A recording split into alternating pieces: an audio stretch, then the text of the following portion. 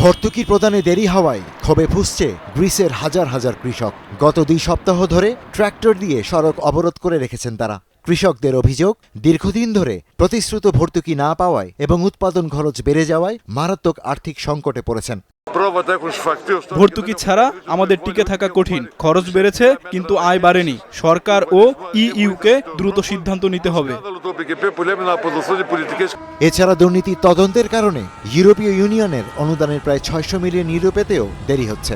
অবিলম্বে ভর্তুকির অর্থ না পেলে আরও কঠোর আন্দোলনের হুঁশিয়ারি দিয়েছেন কৃষকেরা। কৃষক আন্দোলনের জেরে স্থবির হয়ে পড়েছে গোটা দেশ।